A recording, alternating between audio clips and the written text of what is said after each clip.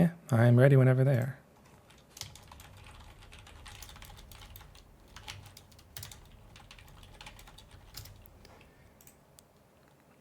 There's a lot of chatter going on, people being very friendly and welcoming.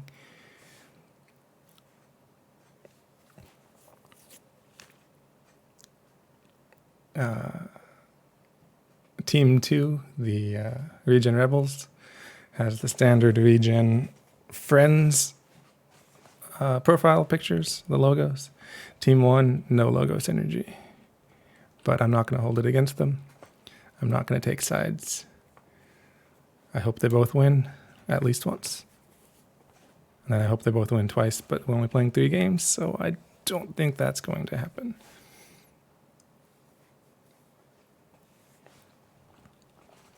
I am practicing my filibuster, filling time before things kick off. I'm wondering if teams are going to respect the new patch day and the new hero bugs, or if they're going to go for them and try to cheese their way to a victory. It's Nexomania, everything goes as far as I'm aware. Alrighty, teams are ready. We will be starting as soon as someone pushes the button.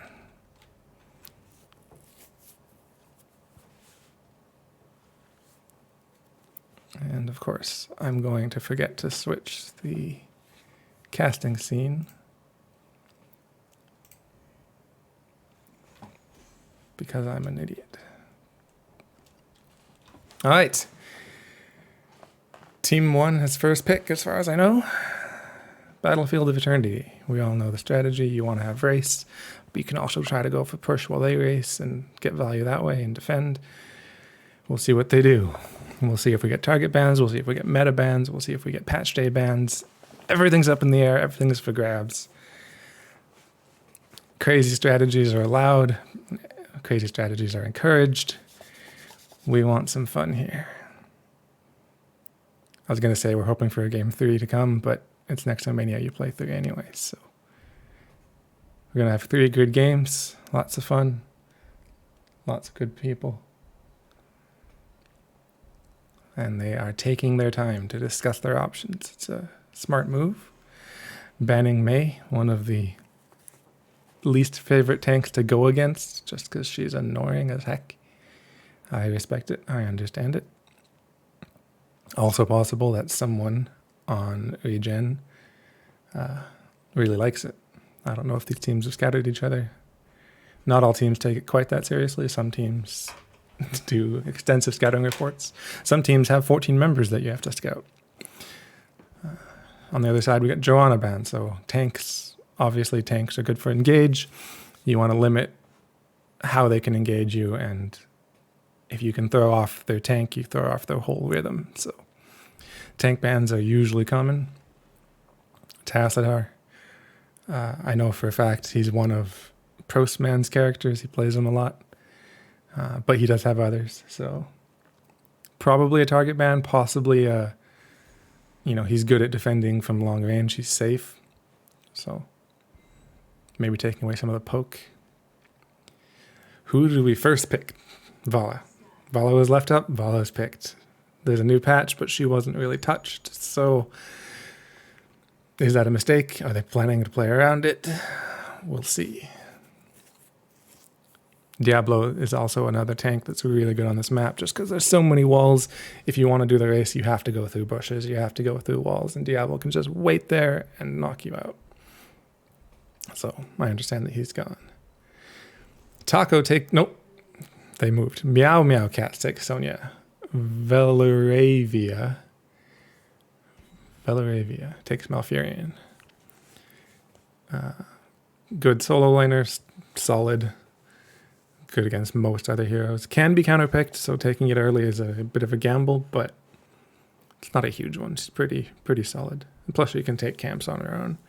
Malfurion, with his Sleep Roots talent, which I think should be changed and fixed because it's brokenly powerful, he's a really good hero. Other side, Brightwing and Urel. Brightwing, my least favorite hero, just because point and click CC is no skill, no fun. But that's what Born to Shine is going with. And Urel, in good hands, is super annoying, oppressive, disrupts the team, jumps right in, doesn't die, gets back out, stuns you, sets up engages, can do all kinds of things. Good offlaner, good help with the engage. Team 2 does not ban a third ban. I can't see chat because I'm only a observer, I guess. So I don't know if they typed out a ban or not, or if that's just a mistake or what. But maybe they're just, flexing on the other team, saying we don't need to ban anything, we're good. Oh, people are talking in my chat. I might have to turn my head to read that. Yeah, my delay is 45 seconds, just for people asking, oh, we have a respect, no ban, or a disrespect, we can disrespect you too, no ban. One of the two. I like to go for the more contentious, more dramatic. These teams hate each other. They're trying to show each other that they're the better team. They don't need to ban. And we're going to have a bloodbath coming on. Okay, ETC and Lunara. ETC, not the most meta tank at the moment, but I think he's still pretty solid. He's got good ults. And Lunara, she just moves faster than everyone else. So she pokes and runs and pokes and more and just keeps throwing out damage. And Brightwing heals kind of slow. So even though everyone says Lunara has fake damage, if you hit enough people, well, I guess it's the same person because Brightwing heals everyone. It's still pretty good. On the other side, we have Li Ming Varian. So we have training wheels. Varian taunts, Li Ming blows up, Vala blows up. And we have Kel'Thuzad rounding it out. Kel'Thuzad is squishy. So if he gets taunted, he's in trouble. But he has Sonya and ETC in front of him with some roots in front of him. Lunara also squishy, but she can move. So Varian has to get really close to get there. So he's in danger when he charges her. And ETC can peel. Other side, if ETC engages, Urel can peel. Brightwing just polymorphs. The Mosh Pit's not going to get too much value. I don't think, unless he can Mosh the Brightwing. Let's just do that. Change the scene before the game starts while it's loading. So both teams can get picks. 30 seconds to Mosh. It's funny that they don't have ETC. A lot of blow up potential, and Malfurion's a slow healer. But Kel'Thuzad by himself has blow up potential. Of course, Brightwing can spell shield, but Lunara attacks. And they both can do a lot of damage really quickly. Vala is good for Ace if she takes the Monster Hunter. Lunara is good for Ace as well. But here we are. On the left team, Born to Shine on Brightwing, Dax on Vala, the Captain on Li Ming, Farfanugan on Varian, and Laenad on Urel. For the ReGen, Velaravia on Malfurion, Beastrend on Lunara, they won't stand still so I can see them, Taco on Kel'Thuzad, Prosoman Pat, ETC, and for Sonya, Meow Meow Cats. I actually got all the names. Talents. Kel'Thuzad is a late picker. Maybe he's hiding it. I don't know why you would for him, but Varian also a late picker. We have Force Armor for Li Ming for the spell armor, so she doesn't die to Kel'Thuzad. We have W build Vala. Do we have sleep roots? We do have sleep roots. And it looks like we're going Slam on Sonya. ETC, Prog Rock, Hypershift on Brightwing. Of course, Lunara is doing her vision thing. Taco's hoping to get some stacks. I don't know if he's waiting for an engage or if he's going to do it himself, just draw. In the top lane, they're brawling. Looks pretty even, although Urel, no, even. Kel'Thuzad, 0 stacks. He's full mana. I don't think he's even tried. He's playing safe, which I understand, but Varian's not level 4 yet, so you don't really need to. Worst you can get is Polymorph. There's a chain, there's another chain. Roots, he's got 3 stacks. No, he got 2, the root didn't quite connect. Up in the top, Sonia's winning, but there's a surprise. I probably shouldn't talk about it too much. I do have a 40-second delay, but if they're listening, you know, if she can't clear the clamp in 40 seconds, you know, something's wrong. Sonia's still winning hard, but Urel still has a ton of mana, so, you know, tower shots are going to change that. In the bottom, nobody on camp. It's 4 versus 3. I don't know if they've realized it yet. Where did Brightwing go? Oh, Brightwing went to finish the camp. I knew she went somewhere. And Sonia is backing off because it's a 3 versus 1 now. But ReGen's breaking off to get their Bruiser. Oh, there's another stack for Kel'Thuzad. He didn't see the Ming, so he was just shooting a chain off, hoping to get a second, but he just wants to stack as much as he can. Sonia's doing a really good job up top. He has a camp to clear, but Urel doesn't look like he's going to stop him. I say he, they're both she, but you know, so it goes. Another few stacks. 4 men on the blue team on bottom, so red team backs off. But red team is doing their camp. The announcement is happening in 5 seconds. They get it a bit early, but it means the blue team is going to get their camp and they can push theirs in a bit. Top camp is taken down. Sonia's doing very well up there. I said it was taken down. It was actually in the minion wave, but it's almost taken down. Bottom lane, a little engaged, a little peel. Blue team gets another camp. Talents, we have Phylactery, Speed Metal, that's a fun one. I don't know what any of these talents mean, but I'm looking at them. Sonia rotates down, gets picked off, takes the aggressive style, walks right into the enemy team. But the enemy team is not getting their Bruiser camp. 5 blues on the Immortal, 4 reds lost doing nothing. They're looking to defend, but halftime is here, so they don't really get much value. Again, blue team didn't take their camp, so experience-wise, it's about the same. Blue team has a lead from the kill. We have offensive positions, so the red team has to go in to invade. It is 5v5, but the blue team can poke. I'm saying blue and team, red, just because I can't think of their names at the moment while I'm talking. I can't multitask like that. Big root from Kel'Thuzad, but there's a counter taunt. He gets a few stacks, but no kills. Lanes, there's some experience being missed. No big deal. Objective's the main point. Lunara goes to whittle away by herself. Ooh, big spear onto Dax. But now Meow Meow's a bit far out. But they're keeping them off. That's what's important. Lunara is doing her job. Urel did go to clear, but she's back now. Another stack. 2 stacks for Taco.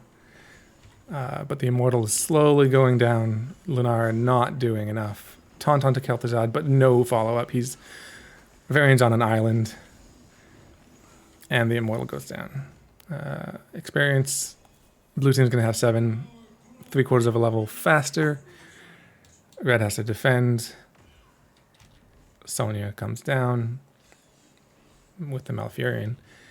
But the Sonia into the Urel. She was winning, so hopefully she does all right. Big shield on that Immortal. But the blue team's not really pushing in too aggressively with it. Polymorph onto ETC. That's, you know, a taunt, not going to kill him. It's going to be annoying, but that's why you have a tank, to take that kind of damage. Bottom lane, Sonia just, you know, winning.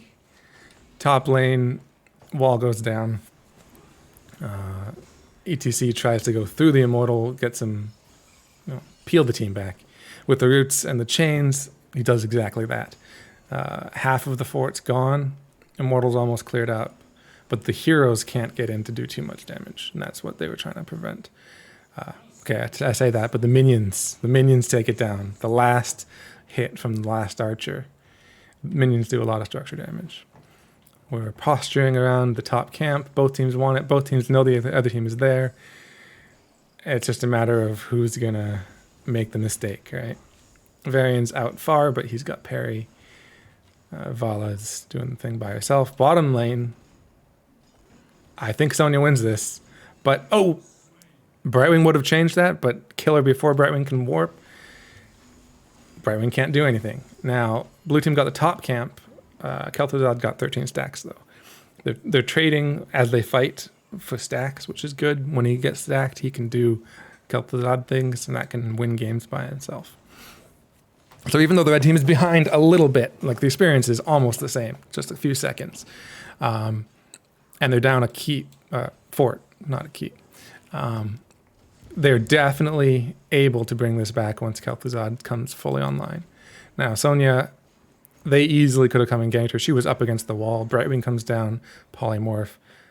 Irel jumps over, knocks him back, and Vala's there. Sonya dies. But they went for the camp instead.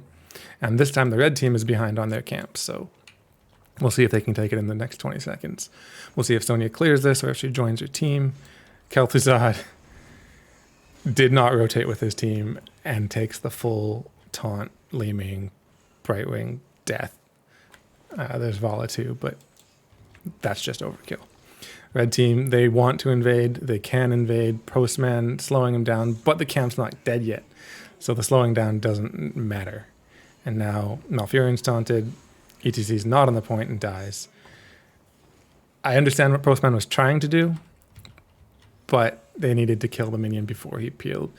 They didn't quite have it fast enough, so they didn't quite get it. And that is going to snowball, unfortunately, for them. Kel'Thuzad's clearing the top. They can't attack. That's on the other side. They can't defend. They're down a tank. They're in a tight spot. They just have to give up halftime. But fortunately, that's why halftime's there, to let you come back and let you try again.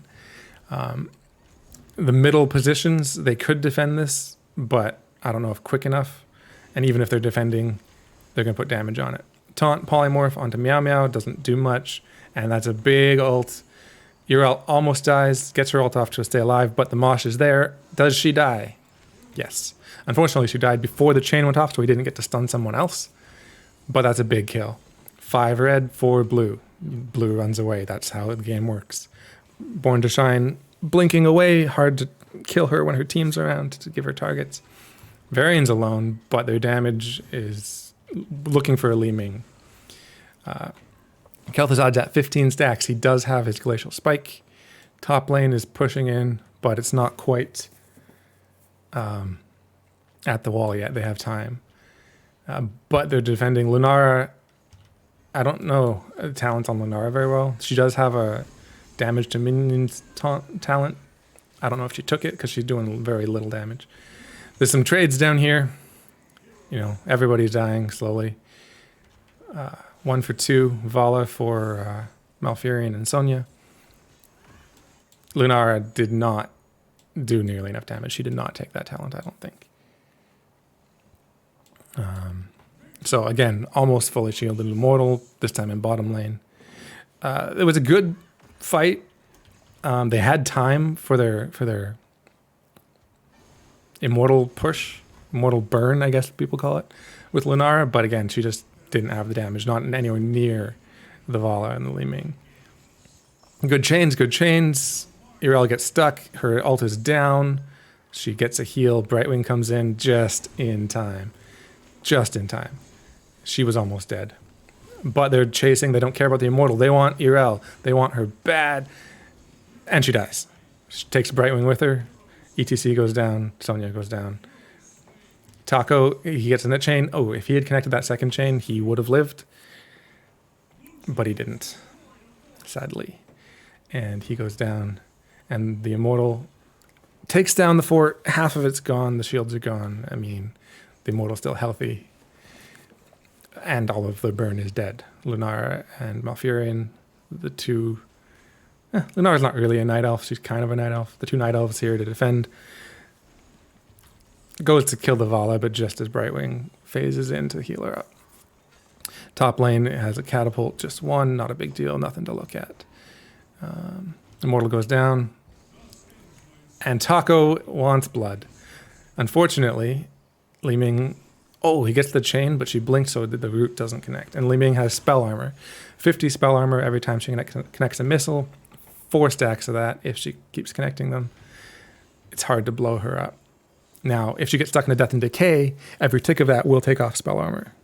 So you can take her down, but they were just waiting in the bush for someone to walk past that catapult. They wisely don't. They got their 13s. Top tower is gone. There's some experience up there to grab. But blue is going to start taking camps. And this map is going to snowball in their favor just because they have 2 forts. And they are free to go wherever they want. Red does what they can. They take their camp. It's some experience. It's a little bit of push. But they're not likely to push with it. They might. Sonia is taking a camp, but blue is coming. And they should know that blue is coming. So the red's going up with her. They're not going to leave her alone. Good to keep up with your teammates. And with the team, they clear it before blue gets up there. And then they can get the heck out of there before blue comes in. Because blue is 2 levels ahead. Not a talent tier head, but that's still extra hit points, extra damage. And if you're 2 levels ahead, you've probably been doing pretty well in the team fights already. Now, Kel'Thuzad, 28 stacks. I'm not talking too much about talents because I can't multitask. But 2 more hits. One more combo and he's doing extra damage. So when he lands a combo on 2 people, he's going to be doing that 75% more. And then the pain comes. Red team is defending. They know that their race is not as good. Unfortunately, while they do this, blue team's lanes are pushing. And blue team knows that. Irel knows that. She's clearing. Blue team's just waiting. They don't care. They're doing a little bit of poke, but with all 5 members here, they have no reason to go in. They can just wait until the bottom lane keep is gone before they even try to fight this. And red team is giving them the space. I understand that they don't want to. They want to defend, but if blue team's not going to go in, there's nothing to defend. In the back, ETC gets a slide, but he gets taunted. I don't know if he was going to go for Mosh, but, well, he dies. I think he had a moment to Mosh in there, but, you know, Brightwing can just cancel it, so he might have Moshed for a second. So it's probably better he just held it. And yeah, blue team gets halftime. Aggressive positions. Red team can burn a little bit. Get that shield down. 4 versus 5, no tank. I don't think they can invade, but Kel'Thuzad wants stacks. He gets them. He gets stunned. He gets taunted. He blows up. He trades his life for his quest. He uses his phylactery, which he had finished, so he's back. Is it a good trade? We'll see. He'll be here for the defense, and he does more power. So, you know, there's no argument for it. But blue team doesn't care. They're going to push down bottom. They're going to let top go by itself. They know it's going to take a long time to clear. It's going to do damage by itself. And Sonia by herself cannot defend against 4. She's going to try, but she's going to get taunted. She's going to get polymorphed and killed. Now it's under the fort. There's a mosh pit. They're going to get the counter kill. But again, Immortal's pushing top with a full shield. That top keep is probably going down. And the bottom keep got put down to 20%, 15 maybe. But blue backed off. Taco's a little far forward, but doesn't get stunned.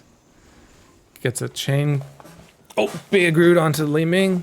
Vala. People look the same from this distance sometimes. And that's a good kill. We got the spike onto Urel, unfortunately. He probably wanted to get the Brightwing. Because Urel still... No, Urel's alto's down. I missed that. So you can kill Urel right now. But she still has a bunch of hit points, self-heal, and can jump away. Top keep goes down. Bottom keep's almost gone. But the levels are the same for the moment. But with their map pressure, blue is taking the top camp. Red's coming to contest. They found an Urel. 20 seconds on her ult. If they catch her, they can kill her. Sonia jumps just in time. Born to Shine is deleted.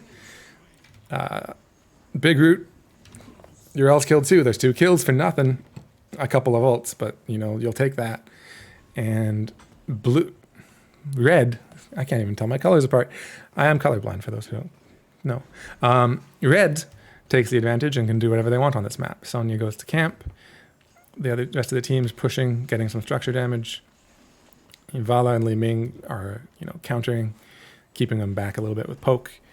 but they cannot engage into this 3 versus 4 with the threat of Sonya coming from behind, right? We don't have 20s yet, so I don't know if there's any talents you want to see. We have Mirror Ball, Hush for the silence, but she's dead, so she can't. I hate Brightwing. Nothing against the players, just Brightwing. A big slide, big Mosh, but it just misses. Unfortunate shines up. She gets rooted, chained, blown up again. They have the blow up on Brightwing. I was wondering if she would get the blink heal out. She doesn't, and she's dead again. But Red is low, and Urel's back, and she's healthy and angry and wants revenge. Meanwhile, bottom lane, it goes up to the fort, but there are catapults counter-pushing. It's not going to do anything. I thought that there was a big wave there, but I thought it might, get some damage, but not really. All right, we have Immortals in the middle. Li Ming gets some poke. Sonya's keeping her from doing that again. Taco going in first. We have Kel'Thuzad tank. He lands the chain, but with the blink of the captain, the roots are nowhere near, because how can you predict where that's going to go? It was a good chain, though. Props for that. They're stealing the camp while Brightwing's down. 5 more seconds. Good call. But now both teams are going to be up for the race. Blue is there first, so they're going to start first. The whole team, minus Sonya, is going to be pushing. They're going to get advantage, but their race is nowhere near as close. Big taunt onto Lunara. Everything goes off. Big Frost Blast, big roots, big chains. 1-for-1 trade already. Vala's dead, Lunara's dead. Now Sonya dies. Li Ming gets her resets. Li Ming gets 2 more kills. And now Taco is definitely dead. And Malfurion lets him die and runs away. There's your Li Ming value. It was a pretty good fight, but when you trade against Li Ming, her team gets the win, and that shows it right there. And then they got another kill, and then instantly 2 more. Malfurion tries to slow it down, the inevitable, but we got 20s. I'm not even going to look at them because this game is over. Very, very over. 17 seconds for the first one. There's 3 catapults and not a whole team. 4 members of the team. And all the core is going to do is root them. Urel goes unstoppable just to say, screw you, core, I can beat you. And 30 seconds to Mosh takes game 1. Let's go to my thing and do the thing with the other thing. So, Brightwing, more healing than Malfurion. Li Ming, more damage than Lunara. I don't know what stats you want to see. Sonya did a ton of damage. Sonya was a great choice for the offlane, obviously more experience. Was winning by herself. Had some deaths because this isn't a solo game. You play with a team, and when you get invaded, when you have team fights, you die. Talents-wise, obviously we had Frost Blast, Mosh Pit, all that stuff.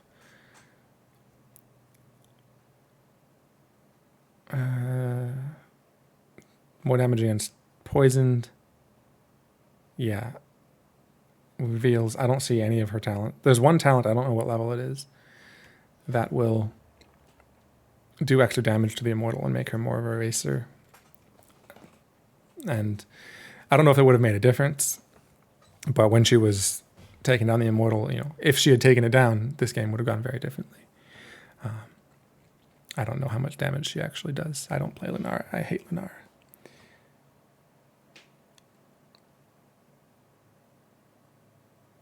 I'm just looking at chat. People were talking.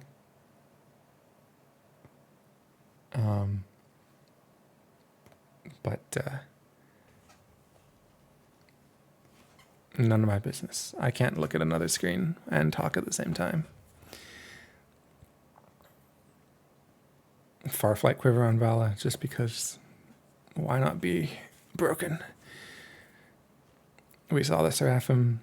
I don't know. You see all the talents. You know the heroes. I know, we have Calamity Ming. Everyone knows that. Tons and tons of damage. Pretty standard build.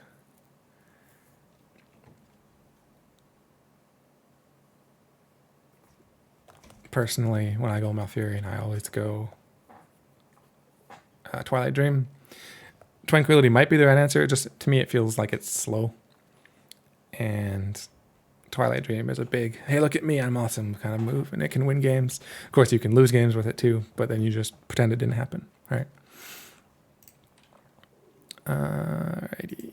Hoping that someone will talk to me and tell me what's going on for the next.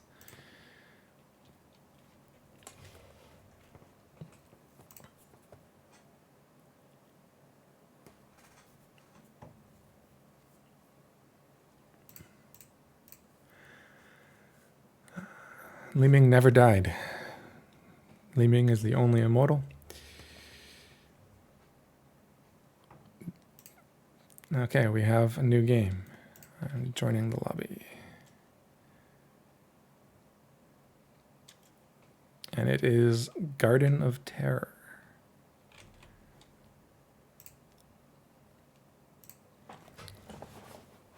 And it looks again like Team 2 picked it, which gives first pick to Team 1. The Vala did a bunch of damage, but the Li Ming was more impactful, didn't die, more damage. Obviously the resets were huge. The Vala had a race, I guess. I didn't actually look at her talents to see if she went the Monster Hunter or not, because, you know, I forget the important stuff.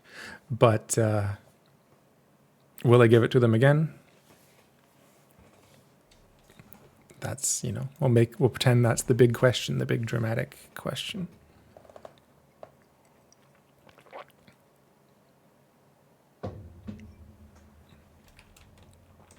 Oh, I'm in the wrong overlay now. Huh. Because I know how to do observer stuff. Bam. That's what I meant to click on. So you can see part of the lobby screen.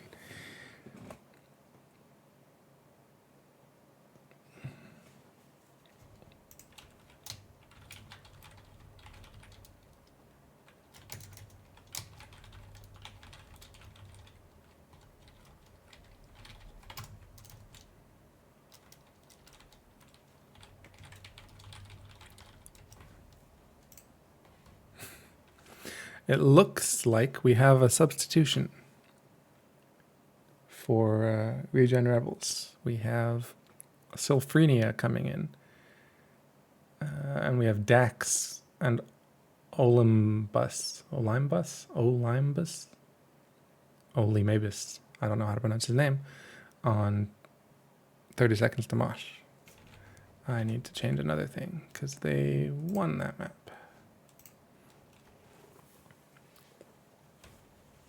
So maybe we have some substitutions. Maybe they haven't quite moved the teams around yet, but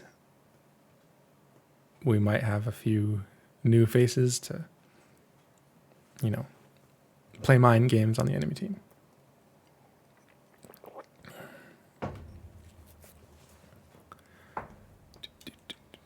I have the crab dance song stuck in my head because I was watching Bahamut's stream earlier, but I don't know like the whole thing, so I just have the main hook of it going through my head over and over again. I'll try not to hum it because my humming is going to be obnoxious. All right, we've got the trash talk coming through. Good to see it. Gotta love some trash talk. So, 30 Seconds to Mosh. One game up on ReGen Rebels. They didn't lose a structure. They lost a couple towers, but did they? Did they lose top structure when they were pushing? I can't remember. But it was a pretty solid victory. And we're going to Garden of Terror. So the last game, 2 lanes, lots of brawling. This game, 3 lanes, lots of camps. So a whole lot of reason to stay away from the enemy team. Kel'Thuzad doesn't look quite as good there because the team doesn't have to fight you. They can just clear camps and take camps and you don't see them. So you can't stack. That said, a good Kel'Thuzad, you find your stacks eventually. You can go it anyway if you really want to. Although I'm pretty sure Taco's got other heroes in his pocket to make some sparks fly. On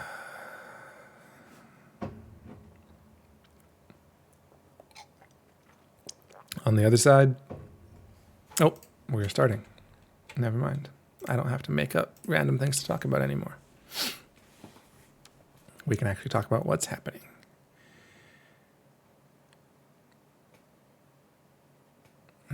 Waiting for the loading, and we will have Born to Shine banning out something.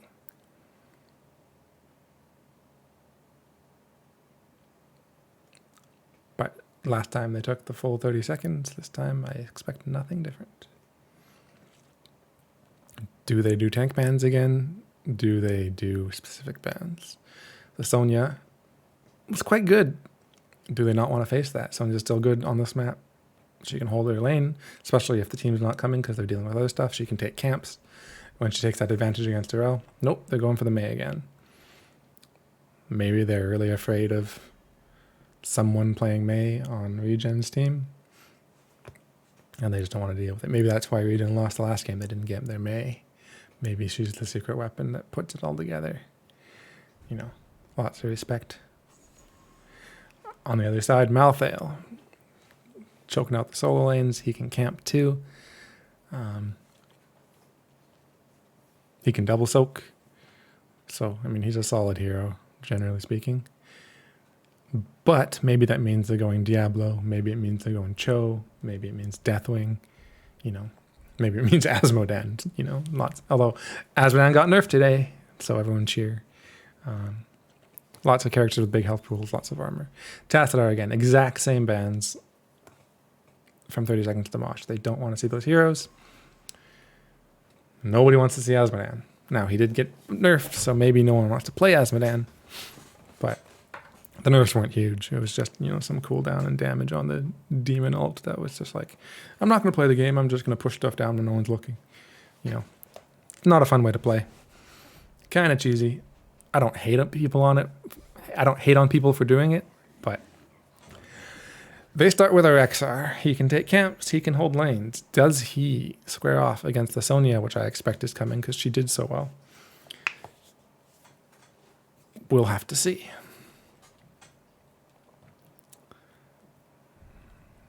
Waiting. Lucio Ragnaros.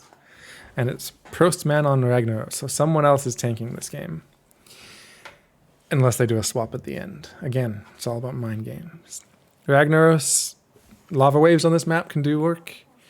If someone's not paying attention to a map, all of a sudden your minions are attacking their walls. And as I said, minions do damage. On the other side, Sylvanas, she does a lot of structure damage herself, shutting them down. They let the Diablo go. Not as many tight quarters here, but when you go for those seeds, it's not too hard to find a wallbang. So he's pretty solid. Plus, I mean, in general, Diablo, you know, he gets big health. No Brightwing. I'm not surprised. They did kill her really fast a couple of times, but she also did some big saves too. And again, super annoying, super, you know, slippery, hard to catch her when she's got that blink heal. And you got the Lucio, so now you get to be the super annoying. All right. Percentage damage getting taken off. No Malthael, no Tychus. You know, with Diablo on the board, they're happy with the Malthael ban. But with the Cho'Gall that's coming right now, no. It's Muradin and Li-Ming. No Cho'Gall. But, you know, Deathwing's still possible. So maybe they're happy to see the Tychus go too. Of course, maybe blue team takes Deathwing. There's other percentage damage out there. There's Nazebo, who's really good against Deathwing. He lands, you put him in a zombie wall, kill him before he gets out. Right? Nope, they're going Jaina and Stukov. Jaina currently bugged, so, you know, let's hope the blue team loses. And Stukov, solid. No, we got Vikings. Vikings are good for running around the map. If you have someone that can play them, they play differently just because you control different people at different times. It can be frustrating with the controls you set. Personally, that's why I don't like to play them. But they can be very effective. They can keep your team together while you soak. You poke a seed with a Li-Ming, or you put Ragnaros in a Molten Core, and you just keep them from capturing the seed. Again, Deathwing would have been good here for that too. And your Vikings can just get value in other lanes. And when the other team goes to deal with the Vikings, 2 people have to split off, 1 for each lane. You get a 4 versus 3 on the seed. So it all comes down to how you play it. Now, Diablo can, wall bang, and like Jaina can blow up a Viking in like 4 seconds. 4 seconds is a long time. Way less than that. 2 seconds, we'll say.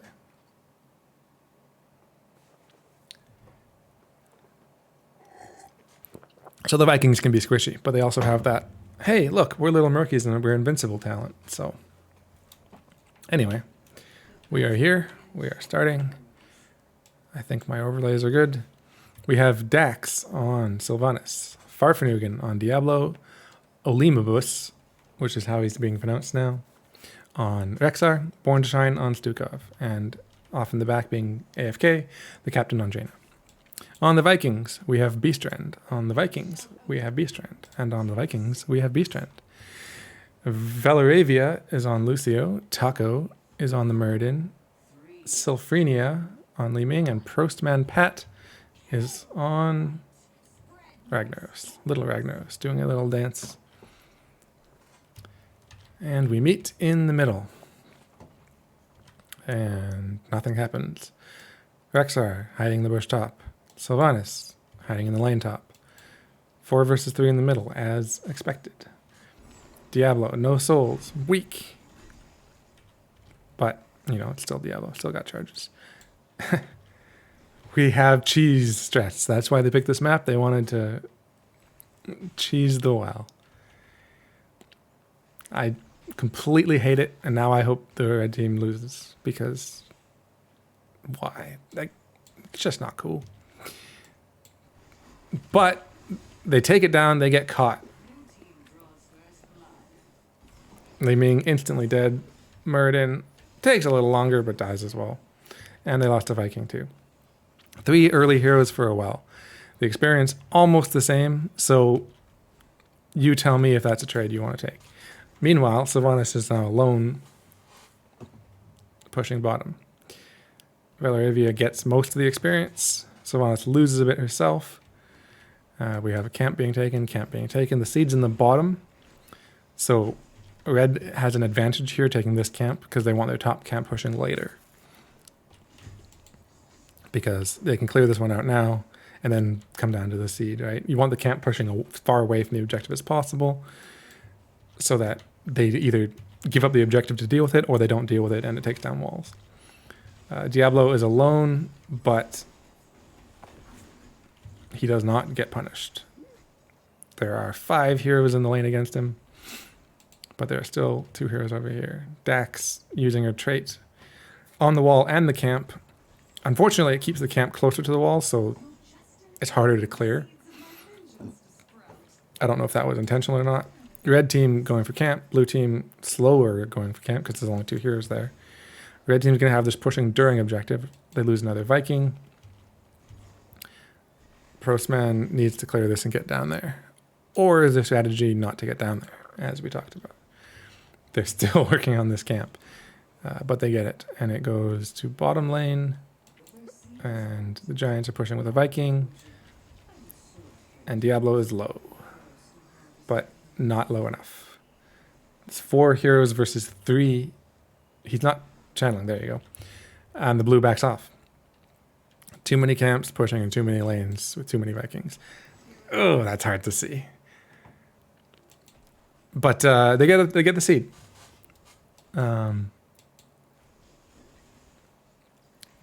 We got some camp clearing going on.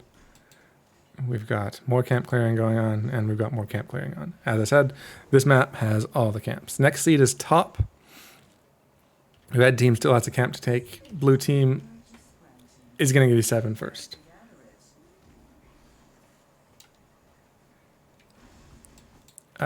We have Olaf not dying. See, I know some of their names. There's Olaf, there's Eric, and then there's the other one. There is no third name. We got a stun on Born to Shine, and he jumps away from it. You don't have to stack the Q talent anymore. I almost caught that kill. Another Viking goes down. But there are more Vikings. Diablo right in the middle of this. You don't really need to go in that hard while the plant dudes are alive, but they don't care. 4 versus 5, 5 versus 5, but you know, one of them's a Viking. Muradin goes down. They don't have the poke to stop this, and now they're getting camp invaded. If they had taken this before, it would have been right here and would have been cleared, but now the blue team gets the experience for it. Sylph getting a little bit of damage, padding her meters a bit. We can appreciate it. Who doesn't like big meters? Olaf, not long for this world, I'm afraid. As I said, Diablo deletes a Viking pretty quick, especially when you have a whole team behind you. In the meantime, top be getting sieged down. I have not been looking at talents because I can't focus on anything. Muradin's got a stacking Q quest. Actually, he does get stacking, so I lied. Sylvanas doing Sylph things, Viking doing Viking things. Ragnaros going smash. Lucio holding a talent. Vikings have bribe. I don't play like any of these heroes in this game, so I don't really know what to look at, except Li Ming. Aetherwalker, Dominance, Calamity. That is not a build I do. I love Aetherwalker, but Dominance I rely on my healer. And then I just go orb resets and go orb, orb, orb, orb, orb. Now the whole team's here in a bush, so this is a dangerous place to be. Rexar gets the stun, Diablo gets the charge. Taco, no jump to escape. It's only second seed. They don't lose much, but heroics. These talents we might want to talk about. Flailing Swipe. Both of Stukhov's talents are basically the same, it's just how you want to do it. Li Ming goes down. With the very slow turning of Diablo, he gets her. Wailing Arrow. Not as good at 20, because Mind Control of 15-second cooldown is retardedly broken, but Wailing Arrow is still a good ult. We have Ring of Frost. If you can land it, it's amazing. With, I was going to say Apocalypse, but you don't have Apocalypse. You have slows. So this is going to be more of a skill-based thing because you don't have too many other routes, right? I guess you have stun charges and things. You saw Lightning Breath and Unleash the Boars. That'll slow things down. Up in the top, Rexar is just walking away. Valoravia, excuse me. That Calamity damage, doesn't get it. Oof, takes tower shots. That kill should have happened, I feel. Rexar deserves to die. We have heroics on the other team with a Lava Wave, as you can see, going bottom. So with the Vikings and Lava Wave, they are going to have a lot of lane pressure from now on. We have Avatar, play again, Vikings can die as much as they want and they just come back. And Wave of Force. But there's nothing stopping this channel, and we have plant walkers, plant monsters. Garden Terrors, I think is the actual name. I say I think, I know it's the actual name, I just had to think of it. But I like plant walkers better. I can't keep track of all these Vikings dying. The stun goes out, the root goes out, the seed, root, blossom thing. And Taco doesn't get wallbanged because the lightning comes out into the Ring of Frost. That's a lot of damage, but nobody dies. The late sound barrier lets them keep going, beating down this Diablo, who is a Diablo with a lot of hit points. Full souls, doesn't die. Meanwhile, Rexar this time, not Sylvanas, is pushing bottom. Sylvanas is pushing top, and they are doing well. Okay, Vikings collapse there. Team collapses here. This time, Rexar dies. This time, Rexar dies. And you love to see it, because Rexar is, you know, everyone's least favorite hero. I don't mind him. I kind of like him. I just don't like playing him. Same thing with the Vikings. You have to control more than one thing. And as we can tell, I don't multitask. Alrighty. We've got mid-fort going down. Big leap. Big push. Born to Shine. Dead again. Born to Shine again. Blowing up again. Farfanugan, 20 hit points. Someone shoot him. Yes, he dies. He respawns. But the resets on Li Ming, that's 3 kills. That's the Li Ming power that the blue team had last game. Now it's in the hands of the Reds. Calling them the Reds sounds like this is World War II or something. We're going to call them ReGen. In the hands of ReGen. Diablo is back. He knows that this is the most contested part of the map because there's only a couple camps and Jane is on the top. Taco gets the hammer. I don't know if he saw Diablo there, but he whacked him right in the face with the hammer over the wall. So that was a good shot. Not like Diablo was going to dive in anyway. He would have just died, hopefully. If you make a play like that, you deserve to die. But still, a good hit. We have Lava Wave up in 80 seconds. I think it was used bottom earlier, so this camp is just going in on the keep, not doing very much because it's a keep. But the minions are going to come in on these towers, and that's going to do a decent amount if they don't get cleared. His little hawk did a bunch to clear, unfortunately. But red team has the posturing up for the seed. They have 6 heroes around it. Normally, you don't get that many. Olaf is going to get run down by this Sylvanas. No. She's going to play it safe and just clear the wave. She doesn't want to. She doesn't see the team. She's not going to go 1v7 potentially. Plus, he could play it again and have 3 heroes up there. They're going to hunt down 2 Vikings who don't die. As I said, little Murkies, they survive. And red team gets a seed. That's the Viking power. They just distracted them long enough to get the seed and run away. They don't have to fight. They never have to fight. Unfortunately, blue team wants to fight. Oh, no. They were hiding in the bush, but only 3, showing 4 actual heroes. They decided not what they want. They're up 16s, but not the fight they want. We have Illusionist, Jump. We saw that. That's not the towns I want to look at. I want to look at the 16s. Super Strain, Life Drain, big fight coming out. We got some roots, some charges. That root was huge. The sound barrier gets Lucio out, almost saves a Viking, but unfortunately came just after a couple others died, and they were real deaths. Li Ming and Muradin. And another Viking. But there's still another Viking, and Played Again is available, so that kill basically didn't mean anything. We have Overpowering Nightmare, so we have lots of overpower on this Diablo, and Thrill of the Hunt. For the red team. That does 9%, that's huge. Giant Scorcher. For Ragnaros, Dwarf Launch. Impatience is a virtue. I don't know Viking talents. I don't know why I'm looking at them.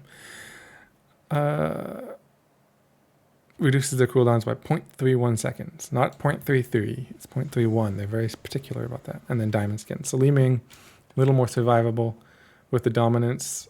If she gets kills, she can just keep going until she runs out of mana. But with Aetherwalker, you don't run out of mana quite as fast because your teleports don't cost anything. But with the spell armor, they're going to push in. Ragnaros uses trait. And that's just going to clear these camps without taking any damage. That's, one of the big uses of Ragnaros. Clears the next wave too. 30 seconds till his lava wave comes up. They find another Viking. I don't think Beastrun cares. His Played Again just came off cooldown. He's got a Viking top and bottom. They're going to kill the bottom one. Maybe Rexar will. No, they're going for the seed. And red team's nowhere near. They're going to get this one. It's going to be 2 versus 2 on seeds. And I think he played it again top to prevent the death. I didn't see a death. But I'm also kind of blind. Nexa's pushing bot. Vikings pushing top. And camps. Blue takes a camp. Red takes the opposite camp. Rexar is letting Misha do all the scouting because, why would you take care of your pets? Let them die. Dax clears a camp. Vikings take a wall and clear a camp.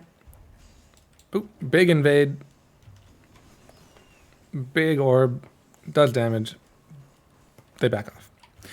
This is why I take the other level 7 for Li Ming, because that would have been a reset. You get another orb, then another orb, then another orb. Plus it refunds mana. and you don't run out quite as quickly. Vikings on the seed, but blue is coming, red's coming, Leeming's a little behind. Muradin jumps in. He's got no escape. He gets overpowered into the silence. Ring of Frost misses. Vikings in the top. One dies, but it distracts the Jaina. Varavia almost dead. Lucio is low. The blue team not low at all. Sound barrier just because everyone's, crazy. I'm going to zoom out a little bit farther because there's a fight up top, fight up bottom. Oh, now Diablo's alone, but does he get the kill by himself? He does. That's, not what you want to see. When you go in against 4, you want to die. Let's take the chat off the screen. Savannah's pushing top, doing her things. Team pushing mid. Taco gets grabbed, jumps over into the silence. Somehow Diablo gets that kill. I thought it would have been Born to Shine. You can only trait one keep. Top keep goes down. Sylphrenia cannot defend a whole team and a 75% plant terror by herself, or even with her Ragnaros. Siege Giants are still pushing, but that doesn't matter. The core is going down. He gets grabbed and pushed into a root, into the terror stun. That's too much CC for anyone to survive, except Deathwing. And that's game. 30 seconds to Mosh takes game number 2.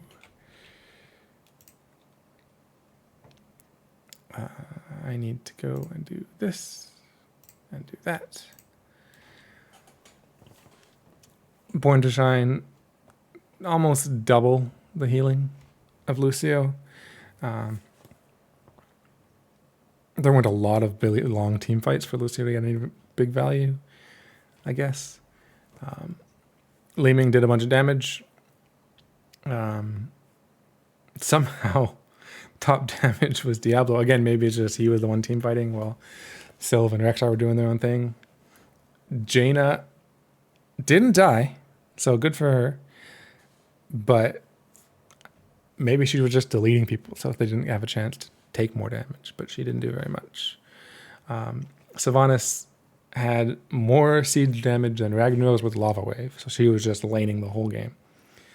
And the Vikings had more experience, but only by a little bit.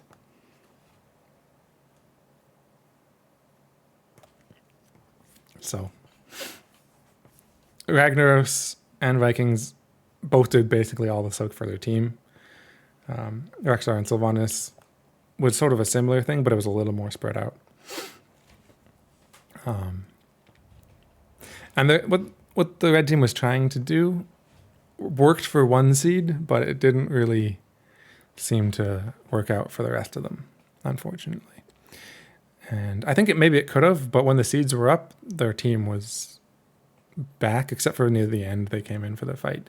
But that was a very one-sided fight with the Ring of Frost, just locking them down. There's not too much you can do with that kind of CC. So they got killed.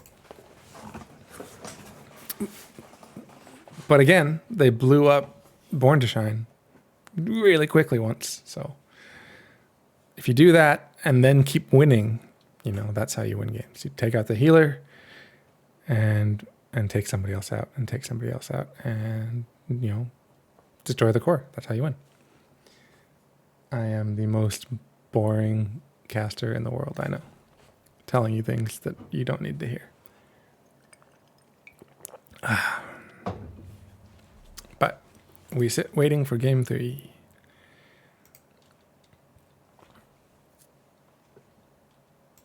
Hopefully there will be a game 3. As far as I know, there doesn't have to be one.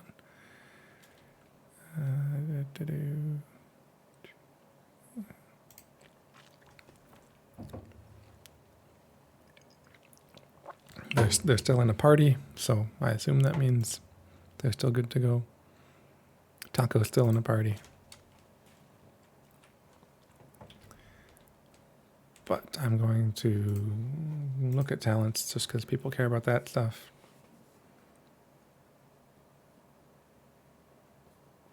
Lord of Terror, yeah, he can survive a long time. Bore upgrade.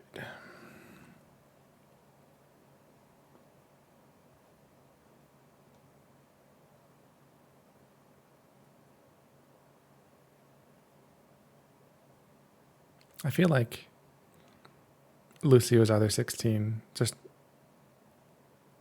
is more healing. What is it? Is 20 the percentage heal or is 16? But one of them is he gains like 10% more healing per ally nearby. And if you have 6 allies nearby, like that's huge. Like this one will give you more amp it ups over time. But with the burstiness of Diablo charging in and the silence with Sukov and the silence with like maybe just more all at once is the better option. But you know, I don't main healer or anything, so I'm not gonna stand here and judge.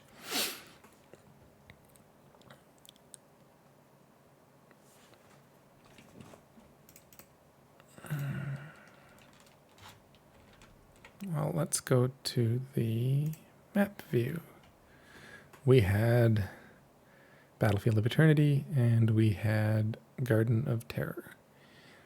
The next map is unknown at this moment. I am assuming the teams are talking about it. No one's talking to me about it. Although the captain is in a lobby.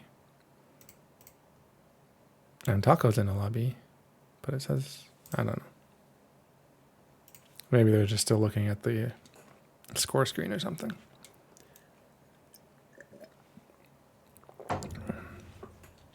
I figure they're not trying to keep me out. They'll talk to me when they're ready.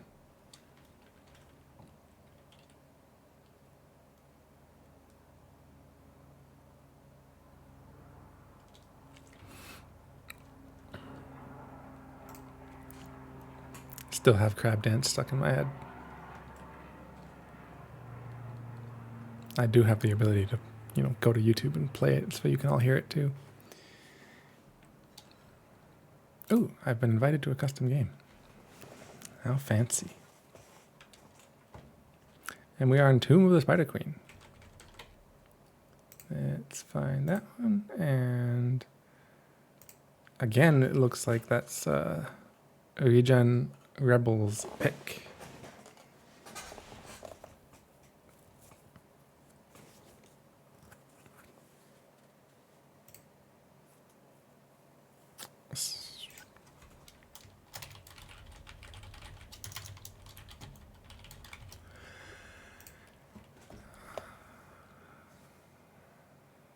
So on 30 Seconds to Mosh, I think it's the same 5 people. And on ReGen Rebels,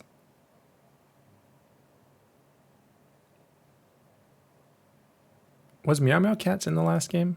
If she was, then it's the same 5 people. If not, she's back. So she was in the first game. I say she. Meow Meow sounds like a girl's name. I could be wrong. It could be a guy. I don't know. They're in my chat. They're probably going to, you know, correct me. So don't hate. I don't know. But that person is here now.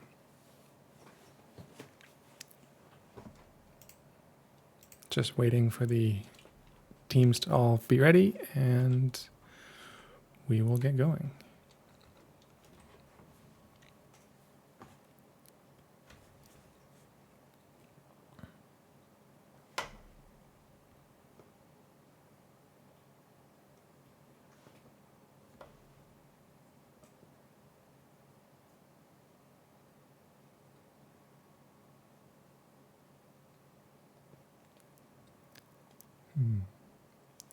I haven't really been watching chat too much, but I haven't seen anyone massively complaining, so hopefully everything's working. And as far as OBS is concerned, I've dropped to 0 frames, so internet's working. I like this. Unfortunately, I am out of water. But there's only one more game to go through. And someone is needing to go to a room that does not host computers very well. That is my euphemism for something. I'll let you all use your imaginations for what that is.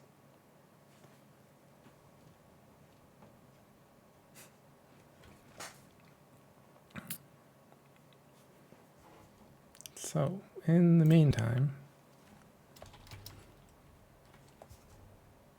I feel it necessary to do this. I've been calling it crab dance. Apparently it's crab rave.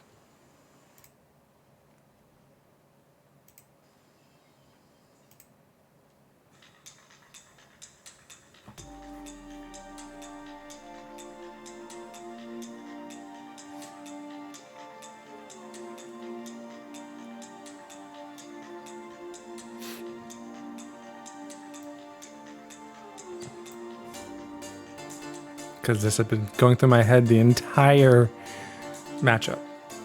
And it's all Bahamut's fault.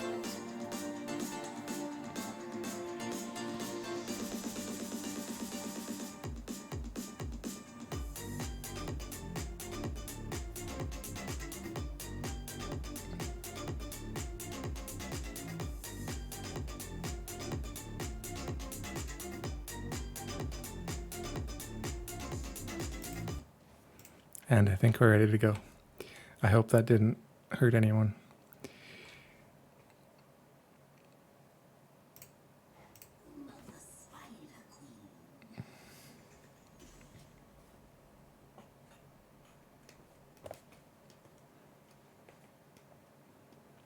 Tomb of the Spider Queen. We go from a big map with a lot of camps to a small map with very few camps. How do these teams adjust?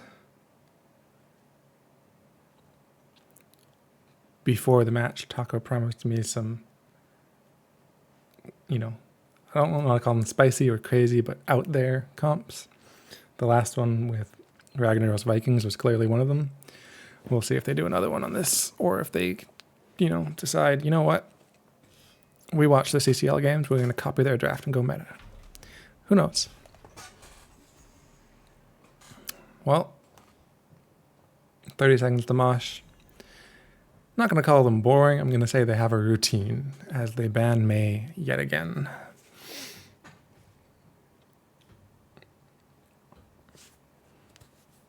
ReGen. Thinking about it. Sylphrenia is the one banning. Did not like Diablo. Don't blame her. Diablo is a jerk. And dove 1v4 and got a kill last game. You don't want to see that again.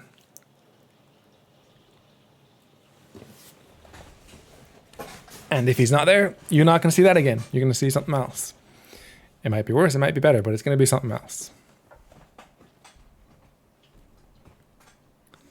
And Sonya. Don't want to see that again. I don't blame them. Sonya did really well.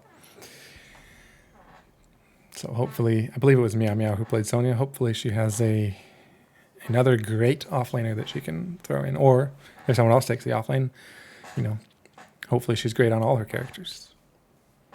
Vala banned. They learned their lesson last time. Give them first pick and give them Vala.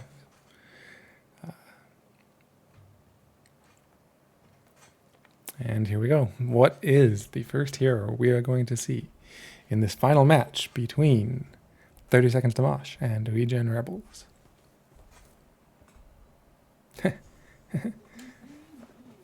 Joanna is first. And Postman and Pat in the chat. Postman Pat in the chat. Excuse me. I get twisted over words sometimes. Mentioned this time they didn't ban Tassadar. Clearly they were banning that directly against him. So, kind of rude, but that's what banning is for. Force him to play something else. But it's also kind of respect, right? You don't want to play against that person on that character. Stitches Orphea. We're going for hooks. Are we going to see Gorge for the abducts, or are we just going to hook into big damage? Orphea can do big damage. We'll have to see. Sylvanas again. Stukov again. As I said, they have an idea, they're sticking to it.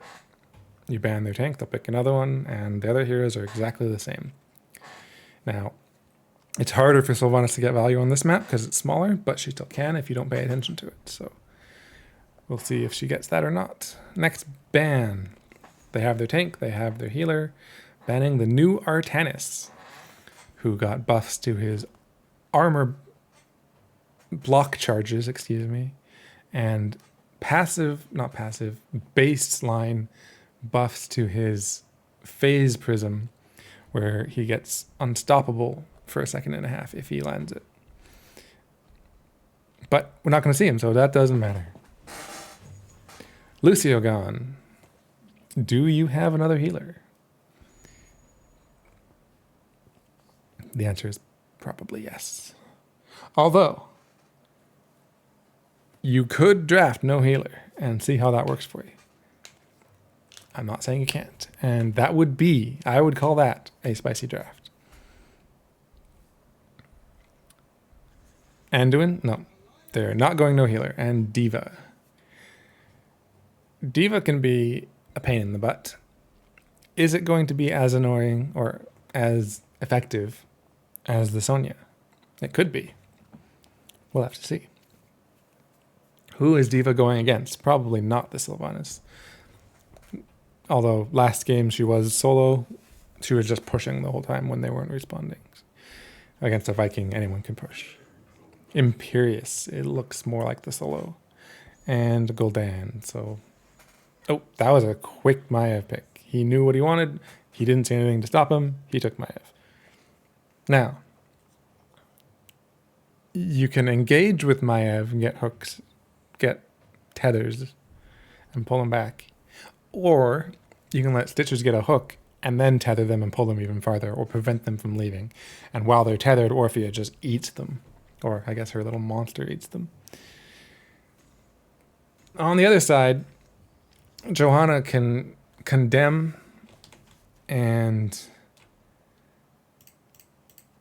punish, and then Imperious, it's hard to miss a spear on someone that's been punished after a condemn. Possibly land a few if they're grouped up, and Sylvanas and Gul'dan can just dump damage on them. So blue team does not want to group up. Of course, neither does red team, because Maiev will, get 5-man tether and infinite resets on Fan of Knives. We'll have to see what happens. Born to Shine on Stukov, Farfanugan on Joanna, Dax on Sylvanas, the Captain on Gul'dan, and I missed Imperious on Olimbus. Other side, Taco on Maiev, Beastrend on Stitches, Sylphrenia on Orphea, Meow Meow Cats on this guy, Diva, and Valeravia on Anduin. We have a pause.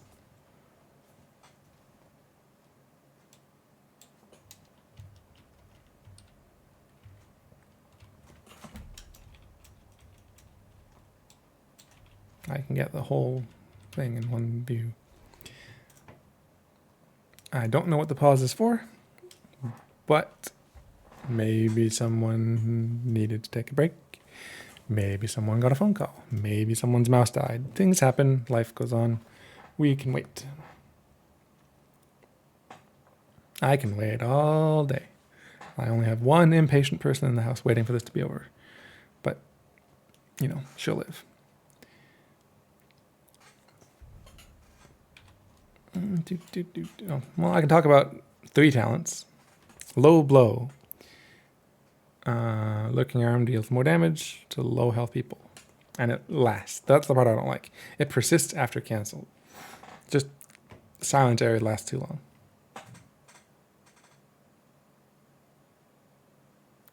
I'm going to hide chat because I don't want to talk about that. Bonds of Justice for tether stacks, and Savor the Flavor for HP stacks. No one else has picked a talent yet.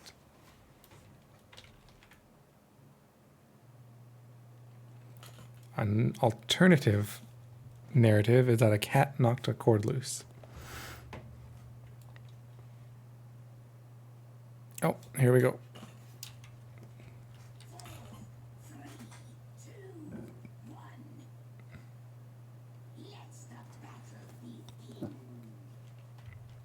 All right, mid lane skirmish. 5 versus 3. Sylphrania just wants tower damage. We have more talents. We have Growing Nightmare for the dread damage. We have Full Metal for the auto attack healing.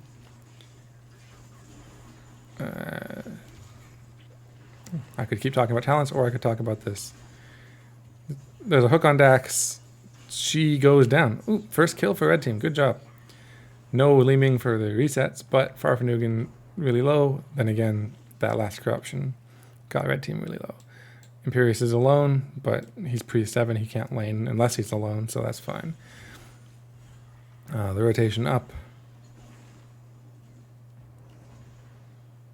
Now we're just laning again. We have Orphea versus Imperius. Ooh, nice dodge. Good job. And now it's 2v1. Orpheus is probably going to join the team. Anyway, back to talents. We have 3 stacks already on Bonds of Justice. Taco's not doing too bad. Born to Shine is in trouble from that last one. Not in enough trouble. And here's the tank. They can get away. Alternatively, we have Powered Shield on Anduin. And we did that already. We have Laws of Hope on Joanna. I know the names. Which caps at 65,000, so let's hope the game does not go that long. Oh, we got the Dread Quest complete. We have Drain Life build on Gul'dan, and then Spear cooldown on Imperius. Imperius is going to want lots of spears instead of big spears, which against the Stitches, I would want big spears. Percent damage is huge at level 1, but Joanna goes down. Red team, you know, was playing it cool the first couple games. They are not doing that anymore. They want kills, and they're getting them. The experience is about the same, but the gems, they got 12 more. They're starting camps. Always good to take your camps. Meanwhile, Sylvanas is also starting camp. Does Diva decide to check this out before it finishes? Stitches doing stitches. Sylvanas does not take camps quickly, but she can do it without, well, she could do it without taking damage as she stands in the 3 catapult-like targets. Taco, he knows what's up. He knows exactly what's up and when to be there. Oh, but he doesn't cap it, and here's Imperius. Nah, but the rest of the team's here. They get, I'm going to say 2, but it's probably only 1 kill. Oh, counter kills. Counter, no. She gets out. That was just the Diva mech. I thought it was going to be a lot more. These teams are playing aggressive and risky, and I love it. Meanwhile, Gul'dan is clearing the camp. He cleared the spell armor minion last, which means it takes the longest amount of time because all of his damage is spell damage. If he's attacking, he's doing it wrong. I mean, obviously you can weave in your auto attacks, but Born to Shine gets hooked. That Stitches is a good pick here for them. They're getting the good hooks. Unfortunately, the follow-up damage wasn't there because Born to Shine was way out in the middle of nowhere. But they're turning in with the other team right there. Meow Meow Cats gets it. That was, again, like down to the last 10th of a second. Meanwhile, Catapult's getting cleared, but it's by Imperius kind of slowly. But the red team does not have any presence up here. But they do have turn-in. I guess that's what they're going for. I'm giving up a little experience. They're ahead. They have 7s. Get the turn-in. Get some power. Power? I meant structure damage, which will, I guess that's a kind of power. Bottom wall is gone. Little damage here. Nothing there. Gate has some damage. Gate has damage. Yeah. Red team's ahead in structures already. This may put them further ahead. Blue is defending top lane. It's the boss lane. Typically, people think it's the best lane to defend first. I'm not going to say they're wrong. I'm not going to say they're right. I'm undecided. Big hook on Captain, but the tether and the root. He's draining to save his life. but it's not quite enough. Maybe when he gets the next drain talent to increase the amount you drain by, but until then, he's dead. Big Root. Does the auto attack from Orphea? No, doesn't have vision with the 3 stacked Orphea. It's pretty big. Down here, these guys are just looking at each other. Wall goes down top. Wall's down mid. Lane gets... No, it goes for the well. Wave does not kill him. Ooh, but the Unstoppable was there. And D.Va's just following him, killing some walls. Imperius did take the cleave talent, so Imperius is now an actual solo laner. Buffed in not the last patch, because the last patch was today, but the previous one. To when you use your Molten Armor, you get 2 extra cleaves, which is so big. I love it. A little bit of a fight here. Stitches is in the silence. Gets the Devour, gets the trait, and he gets the hook. Dax rooted. The root actually kills, so she never technically was rooted because she was dead. Now we have a D.Va bomb to like keep them there. Born to Shine's in trouble. Resets on the Fan of Knives. You're not escaping. D.Va gets the kill, and there's another hook. This time on Imperius, he gets the charge away. I want to see a game 4 because ReGen is definitely taking this one, taking the advantage in this one, making a much better showing than the first 2. Blue gets their web weavers, but their lanes are pushed in. Their hero was dead. Another hook. And now they're down a hero, so it's hard to push. So it's mostly free defense. Now Sylvanas is top alone. If they don't defend this quick, that wall is definitely going down. They're clearing mid first because they happen to be there. That's where they got the kill. D.Va's bottom, that makes sense. And that's gone before this even touches the wall, but now the towers are shut down. Do they ignore it and go for kills? Blue team is running away. I think that light bomb was premature and on the wrong target. But there's a hook on Born to Shine. There's Warden's Cage. They can't escape that way, and except Johanna can walk through it and cancel it. Counter engage with heroics. Maiev just gets deleted. Of course, Wailing Arrow, Fear, Blessed Shield, and Flailing Swipe were all used for 1 kill. That's a lot, especially when your Web Weaver's already done. They're not going to get too much push traits down. They use it on the wall. That's not the time you want to get the kill, especially using all your heroics. So it was a kill for them. It's 2 kills versus 7, but it's not that bad at all for the red team. Hooked a minion. Definitely killed that minion.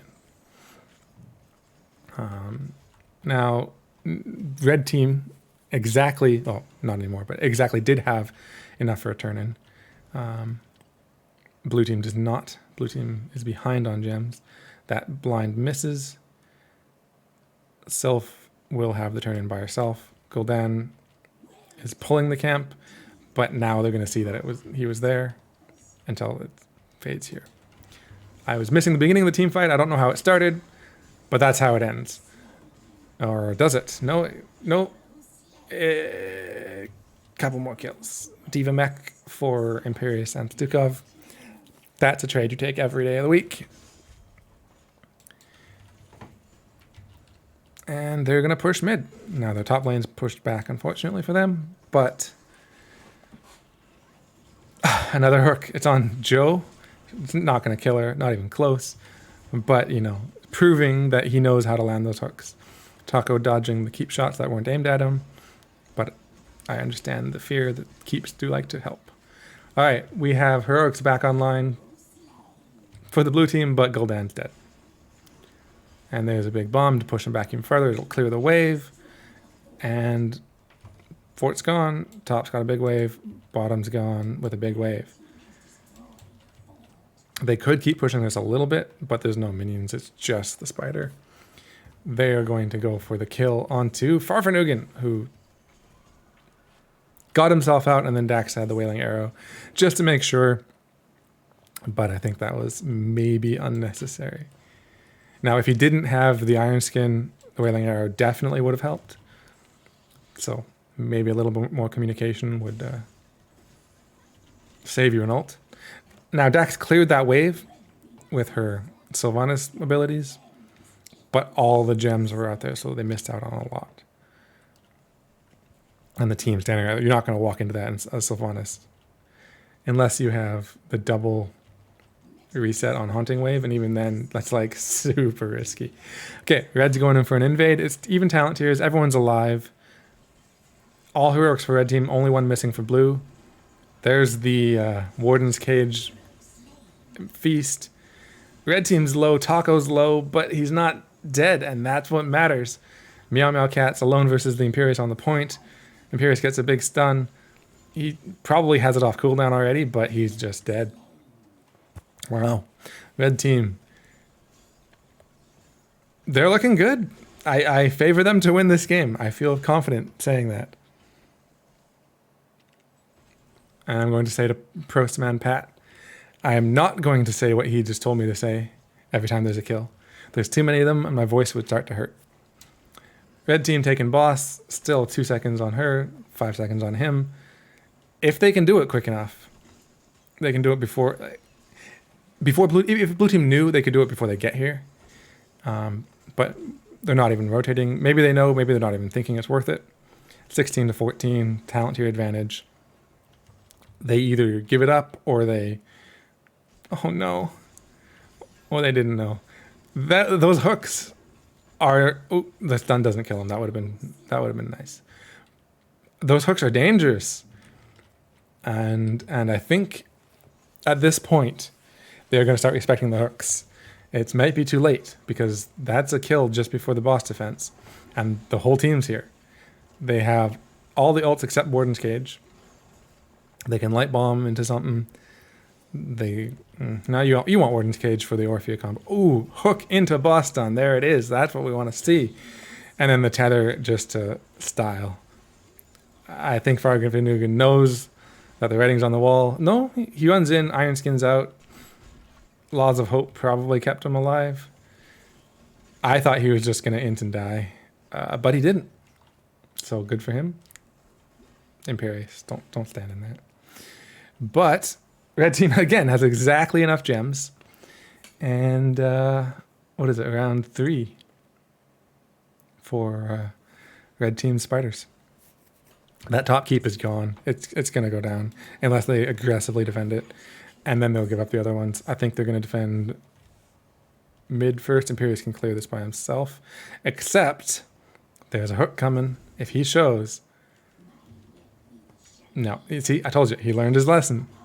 So, good on him, because you can clear that in a few attacks, and he has the talent to do it.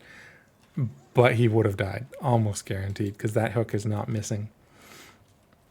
Yeah, no one's defending top because it's too late. Bottom's already getting sieged. The spider's here. They're going to defend mid first. And they can go out because they can see all 5 members murdering this keep. I mean, what do you do at this point? Even talent tiers, here they come. We're going to see what they do. They do have ults. All ults are available. There's a hook. There's a cage. There's the Orphea feast. Johanna clears what she can from the cage, but Gul'dan was just in the middle of it, couldn't get out. 1 kill for every ult in the game except Diva's. There's another. Oh, that was a hook, and that was a tether. These are the heroes that I think they should just never stop playing because they are doing very well. Wow. That was a decisive game. I'm saying it's not technically over, but unless there's some amazing defense coming. Come on, Dax, you can do it. I think this is over. Yeah. Good game. That was quick. That was, they lost a wall up top. That's it, the entire game. 2 kills versus I don't know how many. 19. Anduin, they had more heals. They had more damage. Obviously more soak because they were alive longer. They had everything. Orphea never died. Anduin never died. Stitches never died. Maiev and Diva. I mean, someone's got to int, right? On the other team, no one got away. Even Joanna died once.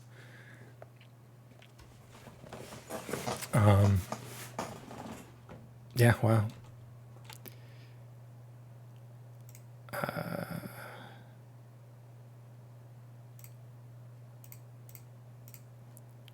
I am going to change this to push to talk, and I'm going to talk to Taco. I don't know if he wants to do an interview. I don't know if interview is on his radar, but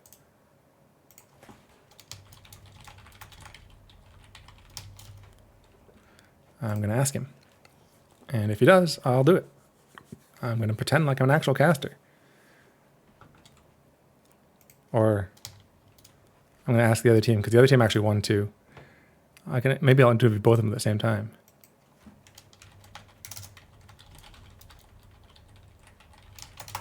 I don't know. I don't know how things are done. I'm just going to do whatever I want. Because this is Nexomania and there are no rules. I mean, there are rules, I'm sure. But the captain says sure. Let's see. Discord? Probably CCS. I don't know. There's no Nexomania channel. Maybe Dev 1? Sure, why not?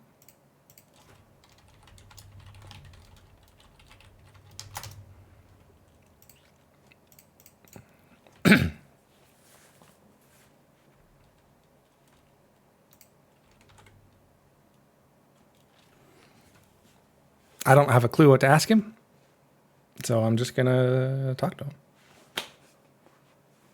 Hello. Oh, hello. Hey, how's it going, man? Pretty good. How are you? How are you feeling? Pretty good. Last game was obviously pretty rough, but yeah, we're feeling pretty good. First two games were kind of executing things that we really liked. Yeah, I noticed your bans were pretty the same every game. May 1st and then Tassadar until Prostman wasn't there. Were you banning against specific people or just you don't like those heroes? Kind of two things. We don't really like playing to May all that much because she's just annoying in the hands of someone who can play her. And Taco is also just someone who can play her really well. So basically, anytime I'm going into him, I'm just not going to let him have it May if I can avoid it. Yeah.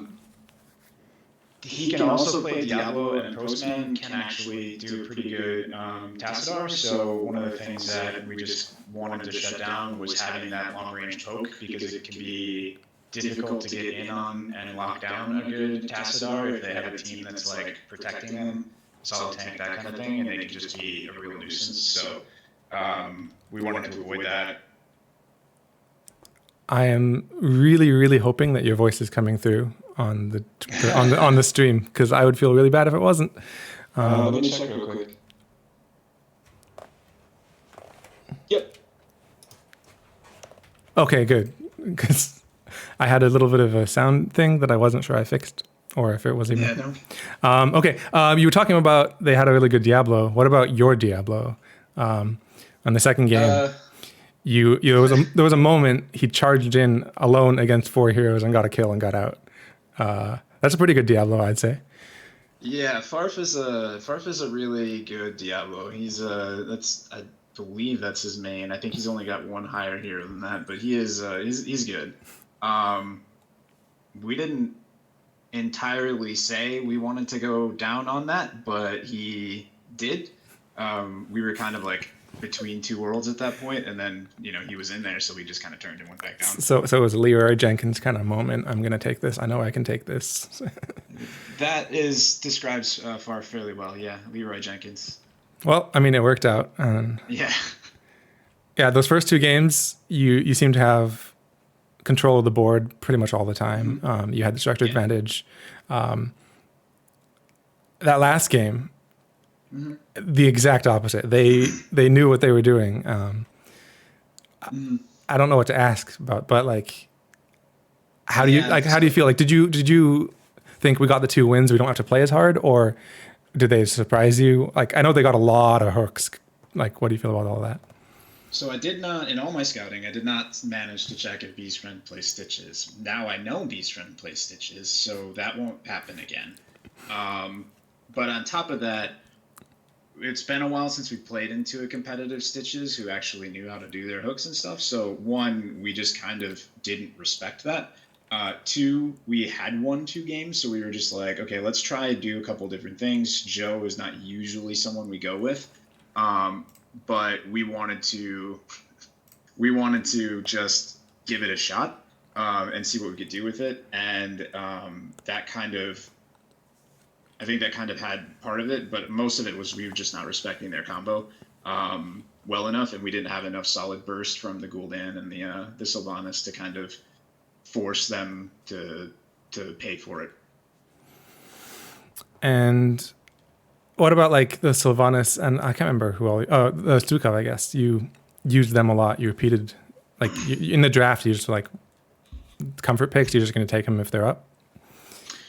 Yeah, I mean, Stukov is just like a really solid hero, a healer all around. Born is very good on him, and we use him in Brightwing quite a bit.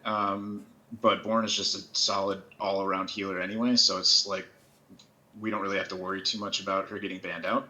Sylve is kind of a new one for us because Dax is a new roster add, so he plays a good Sylve, so just kind of like baking it into our comps to see like if we play 3 games with it tonight, how does it do? What do we feel about it? That kind of thing. So it was kind of one of those things where it's like, well, if they're going to keep letting us have it, let's just keep running it. Yeah, and you got a lot of value just pushing down lanes, especially against. It was weird against the Vikings. Normally, there's nobody there, but there's always someone there with Vikings, and you still manage to push down lanes. With that game, we basically with Vikings, you just have to shut them down. If you can get really ahead on the forts, like the lane pushing, you take away a lot of their value because they can't hide behind their forts to like safe soak and things in the lanes. Yeah. So it takes them a lot longer to get that value. So it was essentially, we're just going to push as hard as we can. We were intending to skip the first objective, but we got a little bloodthirsty and push that, which is why I'm Jaina. I was just running around from camp to camp, basically like, this is mine, and trying to get that value. And then it was really hard for them to come back after that because they didn't have any place for the Vikings to really get that value. Yeah, I was looking at the end of the game at the numbers, and Diablo had the highest hero damage on your team. Yeah. But I mean, if you're running around getting camps, those numbers don't count, right? Yeah, so with Jaina, and I went the PvE build basically. So my job was to go there and finish kills or get them low enough, but it wasn't necessarily what I was focusing on for the good portion of the game. It was get the camps consistently and make sure that we have them, and I wanted to burn them as quickly as possible. And Jaina can do that really well. Yeah, because they just stand there and take it, and they stand in the blizzard. I don't have any other questions, so congratulations. And if you want to, I don't like the word, but shout out anybody or do whatever you want to say. Go ahead. Yeah, man. Thanks for casting. Thanks to ReGen for giving us some good games tonight. And shout outs to my team. We're doing a really good job at improving, and I'm really happy with what we've done so far. And I'm looking forward to where we go with NGS. Sweet. All right. Well, have a good night. Yeah, you too. Later.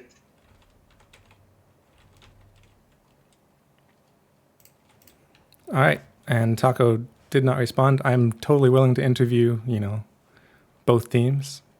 But he decided I'm not going to talk to Tana anymore, except apparently in the chat. So I'm going to give him a few moments if he wants to do it.